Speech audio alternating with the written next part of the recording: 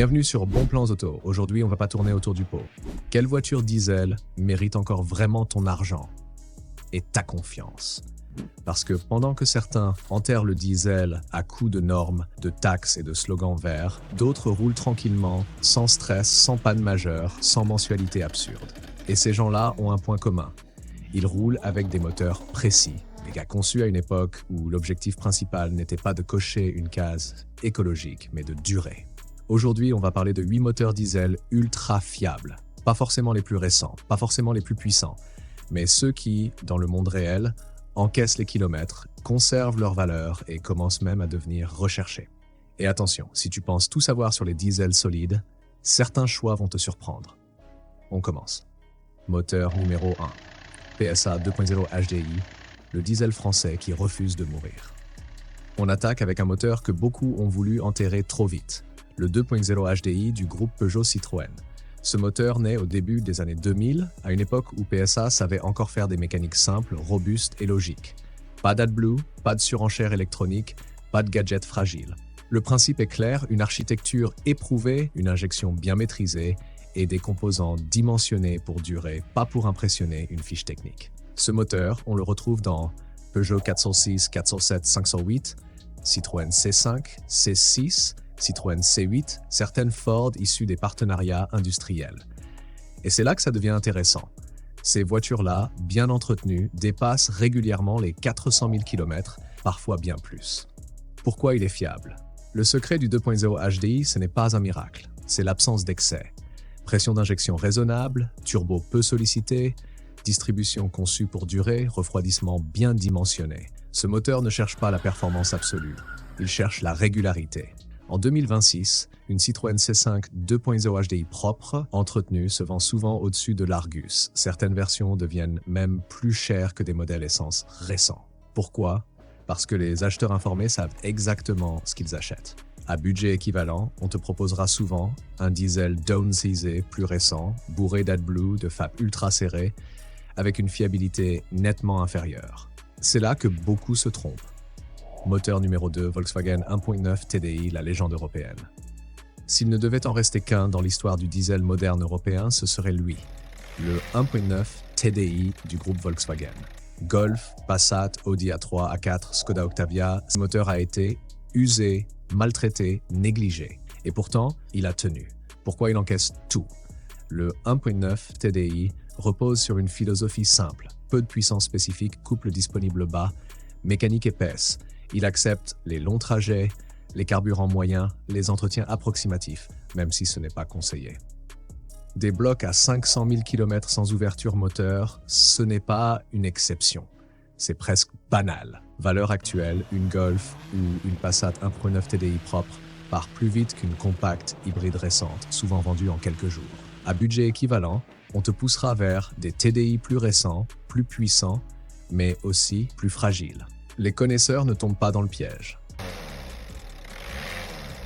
Si ce genre d'analyse te parle, si tu préfères rouler longtemps plutôt que changer de voiture tous les 3 ans, abonne-toi maintenant et mets un like. Ici, on parle vrai marché, pas discours publicitaire.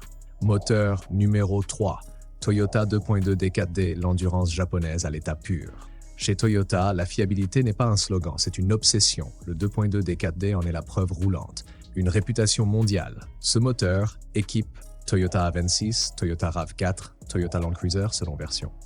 Et surtout, il roule encore partout dans le monde, souvent dans des conditions que peu de moteurs européens supporteraient. Les secrets de sa longévité. Toyota a fait des choix conservateurs. Matériaux robustes, marge de sécurité élevée, refroidissement généreux. Résultat, même mal entretenu, ce moteur continue souvent à fonctionner là où d'autres rendent l'âme. Un RAV4 de 2.2 D4D propre reste cher, décode peu, se revend facilement. À prix similaire, certains se tournent vers des SUV diesel européens plus récents, plus technologiques, mais aussi nettement plus risqués à long terme. Moteur numéro 4. Honda 2.2 i-D-Tech, le discret que les connaisseurs adorent.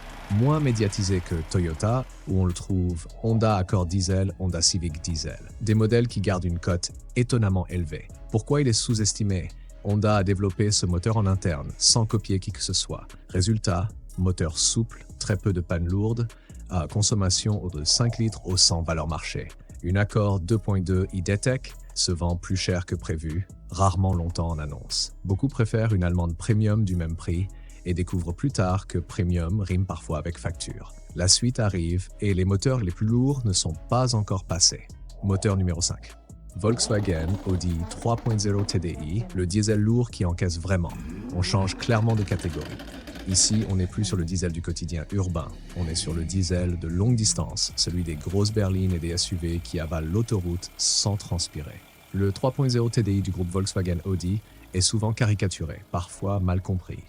Mais dans ses bonnes versions, c'est un véritable pilier mécanique. Modèles concernés: Audi A6, A7, Audi Q7, Volkswagen Touareg, certaines Porsche diesel issues des partenariats industriels. Ce sont des véhicules lourds, exigeants, qui détruisent les moteurs faibles en quelques années. Et pourtant, ce bloc tient. Pourquoi ce moteur dure? Le secret, ici, c'est la réserve mécanique. Grosse cylindrée, couple délivré sans forcer, moteur conçu pour déplacer du poids. Contrairement à certains 4 cylindres sursollicités, le 3.0 TDI travaille en confort. Des A6 ou Touareg avec 350 000 km, encore sain mécaniquement, ce n'est pas rare. Les garages sérieux le confirment, bien entretenu, ce moteur encaisse. Malgré le Dieselgate, certaines versions reprennent de la valeur, se vendent mieux que prévu. Pourquoi? Parce que l'alternative moderne est souvent plus fragile, plus chère à maintenir et moins agréable à long terme. Attention, toutes les versions ne se valent pas. Un 3.0 TDI négligé, mal entretenu, peut coûter cher, mais un exemplaire sain, suivi, reste un investissement cohérent pour un gros rouleur. Moteur numéro 6. Renault-Nissan 2.0 DCI, la rédemption du losange. On ne va pas réécrire l'histoire. Le début des années 2000 n'a pas été glorieux pour Renault côté diesel. Mais le 2.0 DCI marque un vrai tournant. Où on le trouve? Renault Laguna, Renault L'Espace, Renault Koleos, certains modèles Nissan.